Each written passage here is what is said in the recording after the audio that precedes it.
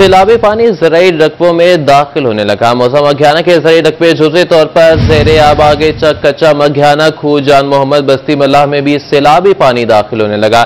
बड़ा रैला हेड कादिर से तरीमू बैराज की जानिब चल पड़ा। नशेब इलाकों में सैलाबी सूरत हाल पैदा होने का खतरा है। आपको अपडेट करें, यहाँ पर सैलाबी रेले दरिया चनाब का पेट भरने लगे।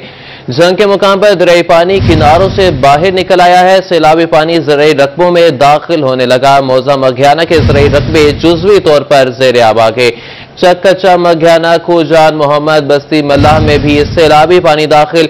बड़ा रेला हेड कादिर से तरीमू बैराज की जानिब चल पड़ा है। तफसीलात जानेंगे, रमजान मिर्जा हमारे साथ मौजूद होंगे। आपको यहां पर बता रहे हैं, सैलाबी रेले दरिया चनाब का पेट भरने लगे। जंग के मुकाम पर दरियाई पानी किनारों से बाहर निकल आया। सैलाबी पानी ज़राई रकबों में दाखिल होने लगा। मौजा मघियाना के ज़राई रकबे जुज़वी तौर पर ज़ेरे आब आ गए। चक, कच्चा मघियाना, खूह, जान मोहम्मद, बस्ती मल्लाह में भी सैलाबी पानी दाखिल होने लगा। बड़ा रैला हेड कादिर से तरीमू बैराज की जानिब चल पड़ा। नशेबी इलाकों में सैलाबी सूरत हाल पैदा होने का खतरा है।